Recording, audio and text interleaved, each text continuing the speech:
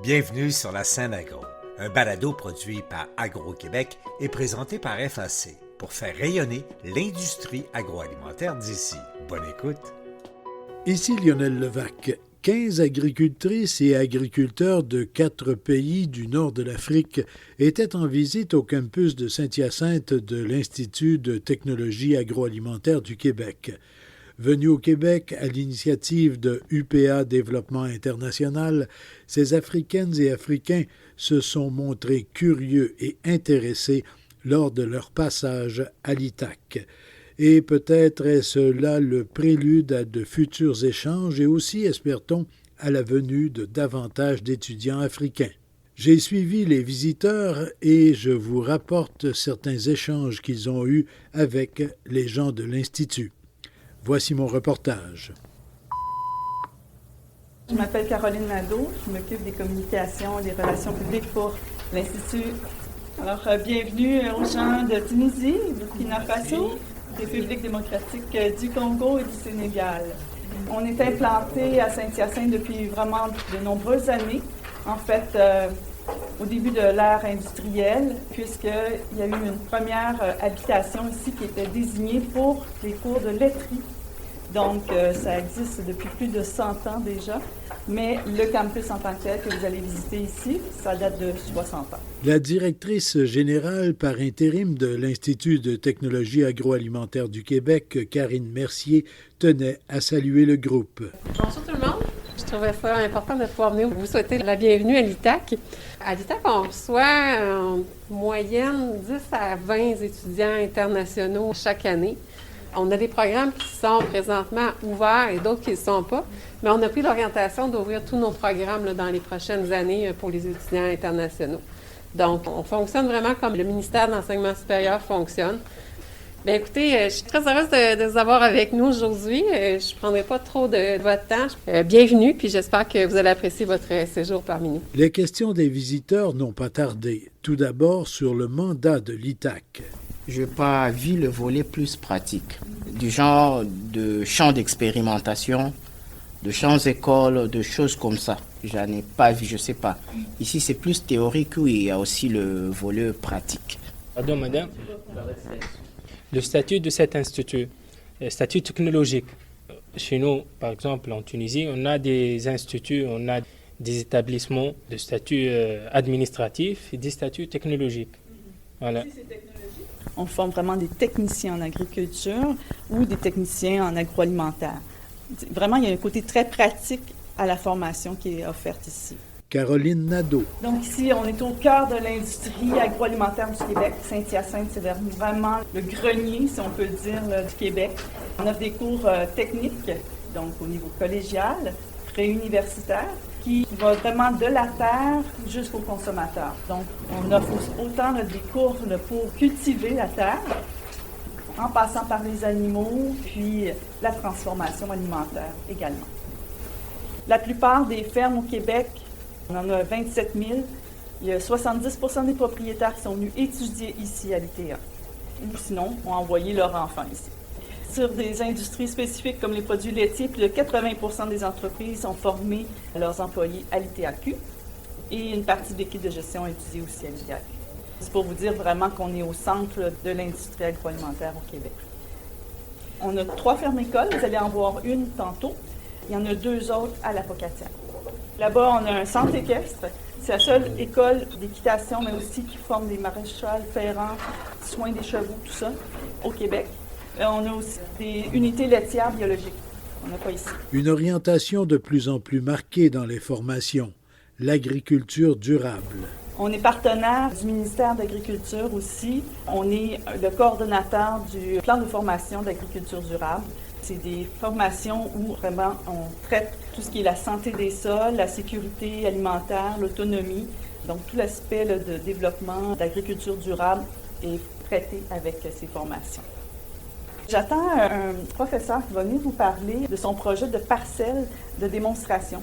On fait des cultures de toutes sortes de céréales pour tester justement en fonction des climats qui changent.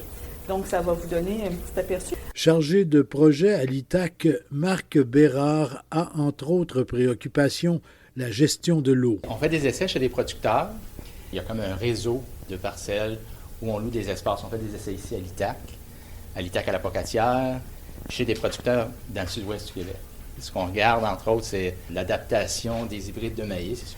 En tant que chargé de projet, on a des projets de transfert technologique. On a un autre projet aussi. Il y a une nouvelle culture qui est en train de s'implanter ici au Québec, ça s'appelle la cameline. On essaie d'évaluer un peu la régie, voir un peu quelles sont les forces et les faiblesses, surtout au niveau des maladies, du débroussaillage, si on veut, à ce niveau-là. Si je reviens, disons, au niveau du changement climatique, forcément, les producteurs n'auront pas le choix de s'adapter. Contrairement à certaines régions ailleurs dans le monde, ici, ce qui va risquer d'être problématique, souvent, ça va être la gestion de l'eau, l'excès d'eau. Parce que j'ai entendu qu'il parle des excès de l'eau, et je voudrais savoir comment vous envisagez faire pour prendre des mesures par rapport à ce phénomène. Quelles sont les solutions pour éradiquer ce fléau? Selon Marc Bérard, au minimum, il faut assurer une meilleure couverture des sols et améliorer le drainage, si possible, en rapprochant les drains. Sarey Rangel. Moi, je suis gestionnaire de la ferme école pour le campus Saint-Hyacinthe. Nous sommes une ferme de type pédagogique. Donc oui, on est une ferme comme n'importe quelle autre ferme. On est inscrit à la Fédération de producteurs de lait du Québec. On a un quota délivré aussi. Ça sujette à toutes les réglementations au niveau production. Mais on a aussi côté enseignement. Donc, on doit aussi se conformer à toutes les réglementations des comités canadiens de protection des animaux pour tout ce qui est des animaux utilisés aux fins d'enseignement. Dans les tables également, plusieurs questions. Par exemple, sur l'alimentation des vaches. La nourriture, c'est vous-même qui le produisez ou bien vous l'achetez?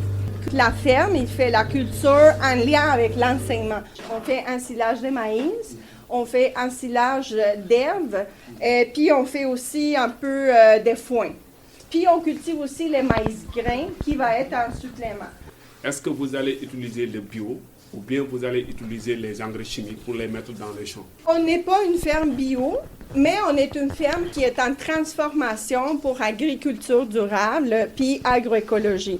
Donc, on n'utilise plus des semences traitées avec des pesticides. Oui, on utilise des semences traitées un peu avec antimicrobiennes. Pour tout ce qui est l'engrais, on a commencé à implanter des engrais verts. Les sols couverts à tous les moments de l'année. Donc, on utilise les fourmis de nos animaux pour faire l'épandage puis donner justement de l'apport d'azote. Quand ils sont dans le pâturage et quand ils sont enfermés dans un bâtiment, c'est le même type d'herbe qu'ils mangent toutefois. Parce que nous, en Afrique, nous, souvent, ce sont le pâturage. Et dans le pâturage, on suppose qu'il y a ils mangent toutes sortes d'herbes. Il y a même des herbes médicinales qu'on ne sait pas, que l'animal seul sait. Est-ce qu'on peut amener cela, les races là, on peut les avoir en Afrique? On dit non. Mais aujourd'hui, on a trouvé qu'il y a d'autres qui sont température un peu moins, que Burkina aussi a cette température-là. Est-ce qu'on peut les amener, on peut avoir certaines races pour aller en Afrique et puis ils vont vivre? À une autre ferme qu'on a eu à visiter, il y avait des vaches avec couvertes de beaucoup de poils, mais celle-là n'était pas, je ne sais pas. C'est tous les vaches qui peuvent donner du lait. Souvent, en Afrique, les troupeaux bovins n'ont pas de vocation différenciée. On les élève pour la viande éventuellement et pour un peu de lait quotidiennement. Un chiffre a attiré l'attention. On dit que plus de 70% des étudiants de l'ITAC sont en fait des étudiantes. Vous avez dit qu'il y a 72 étudiants qui sont des filles.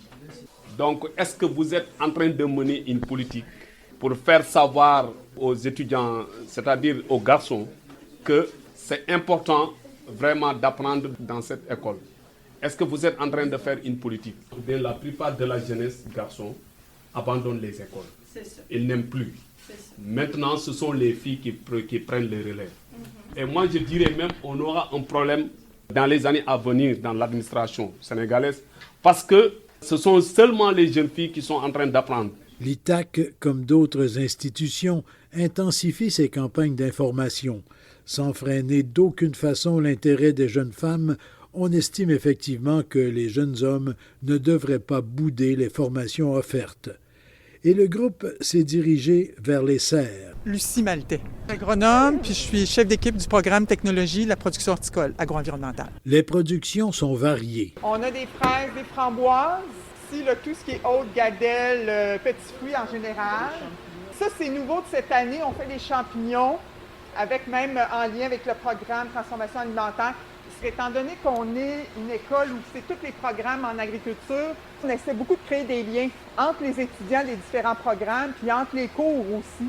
Parce que justement, ça amène l'étudiant dans la vraie vie à créer son réseau, d'avoir son réseau, ses connaissances, puis ça fait partie de ça aussi comme institution d'enseignement.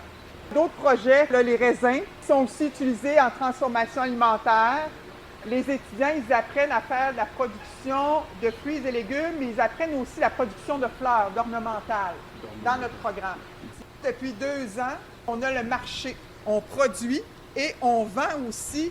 Donc, les étudiants, ils ont une compétence de commercialiser leurs produits. Quelques visiteurs s'intéressent particulièrement aux magnifiques poinsettias produits par les élèves. Est-ce que c'est faisable qu'on puisse voir ou avoir la bouture?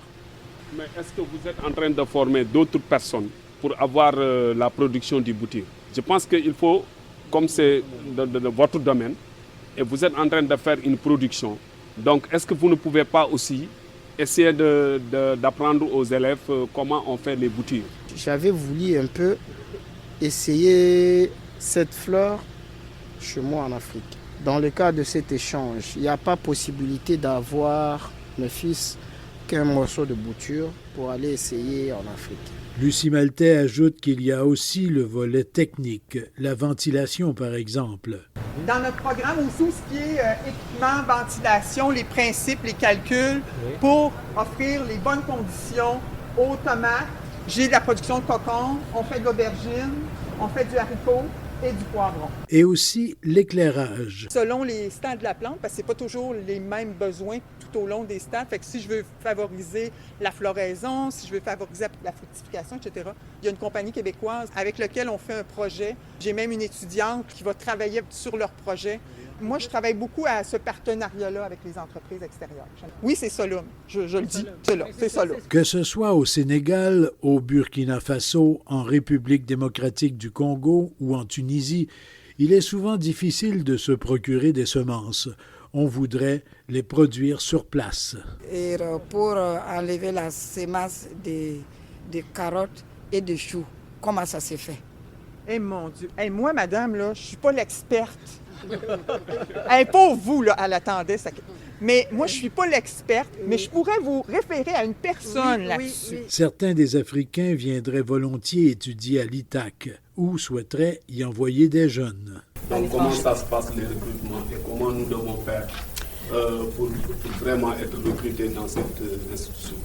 En fait, il y a une période d'inscription qui est toujours avant le 1er mai pour les admissions des étudiants étrangers. On a 2 groupements, le SRAM et le SRAC. Ce sont des regroupements où on va faire une demande d'admission. Vous avez le choix d'étudier ici à Saint-Hyacinthe ou sinon à la Pocatière. Donc, on vous donne l'information à ce moment-là. Le SRAM et le SRAC. Le SRAM est le service régional d'admission pour le Montréal métropolitain et le SRAC est le service régional d'admission collégiale du Québec. Ici Lionel Levac. On peut penser que le mot va se passer et que davantage d'étudiants d'Afrique du Nord vont demander à venir étudier à l'ITAC. Au revoir. Vous avez aimé ce contenu? Suivez la scène agro pour rester à l'affût de l'actualité agroalimentaire. Merci et à bientôt.